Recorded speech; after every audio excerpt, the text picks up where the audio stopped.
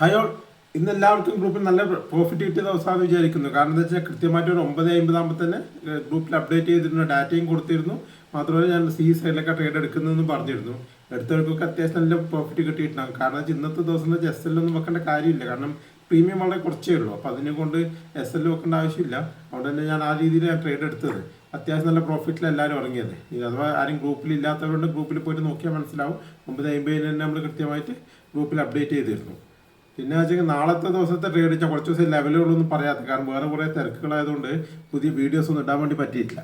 അപ്പോൾ ഇന്നിപ്പോൾ നാളത്തെ പ്രധാനപ്പെട്ട ലെവലുകൾ വെച്ച് കഴിഞ്ഞാൽ ഒന്ന് 25,000 സപ്പോർട്ടായിട്ട് വരുന്നത്, മറ്റൊന്ന് 24,950. ഇത് രണ്ടും മാത്രമേ ഡൗൺ സൈഡിലേക്ക് നോക്കുന്നുള്ളൂ. പിന്നെ കുറച്ചും കൂടി താഴത്തേക്കുള്ള 24,850 ഒരു സപ്പോർട്ടായിട്ടുണ്ട്. ഇത് മൂന്നെണ്ണം മാക്സിമം നോക്കും. നാളെ എക്സ്പയറി ഡേ ആയതുകൊണ്ട് അധികം സപ്പോർട്ടിന് റെസ്റ്റിൻ്റെ ആവശ്യമില്ല. നമുക്ക് ഏതെങ്കിലും ബ്രേക്ക് ചെയ്യുമ്പോൾ തന്നെ പെട്ടെന്ന് എടുക്കാം, കാരണം പ്രീമിയം കുറച്ചല്ലേ ഉണ്ടാവുള്ളൂ. അപ്പോൾ ആ ലോഡ് സൈസ് നിങ്ങൾ അത് അനുസരിച്ചിട്ട് വേണം എടുക്കാൻ വേണ്ടിയിട്ട്.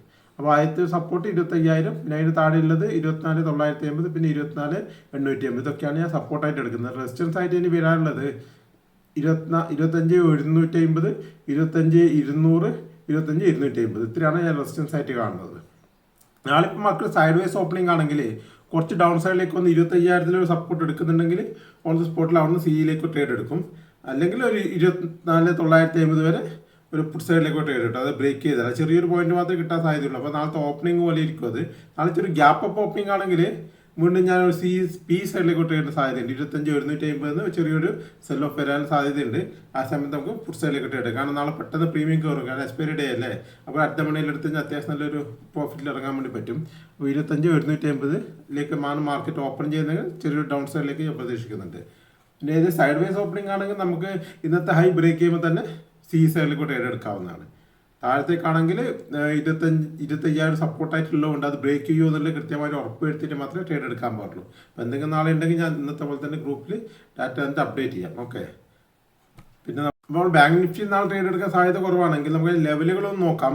കാരണം രണ്ട് ലെവലാണ് ഞാൻ നോക്കുന്നത്, 55,800, 56,400. അതെങ്ങനെ എടുക്കുന്നത് വെച്ചെങ്കിൽ 56,200 ബ്രേക്ക് ചെയ്താൽ 56,400 വരെ പോകാൻ സാധ്യതയുണ്ട്. അതുകൊണ്ട് ഞാൻ സൈഡിലേക്ക് ഒരു ബ്രേക്ക് ട്രേഡ് എടുക്കും. അല്ല, 56,000 ബ്രേക്ക് ചെയ്ത് കഴിഞ്ഞാൽ 55,800 വരെ താഴത്തേക്ക് വരാനും സാധ്യതയുണ്ട്. അപ്പോൾ സൈഡിലേക്ക് ട്രേഡ് എടുക്കും. അത് ഇതിൻ്റെ ഇടയിൽ ഓപ്പൺ ആയി കഴിഞ്ഞാൽ അതിൻ്റെ കാര്യമാണ് പറയുന്നത്. അല്ല, വലിയൊരു ഗ്യാപ്പ് അപ്പ് ഓപ്പണിംഗ് ഒക്കെ ആണെങ്കിൽ തിരിച്ച് വന്നിട്ട് ഈ 56,200 ഒരു സപ്പോർട്ട് എടുക്കുന്നുണ്ടെങ്കിൽ മാത്രമേ ഞാൻ സൈഡിലേക്ക് ട്രേഡ് എടുക്കും.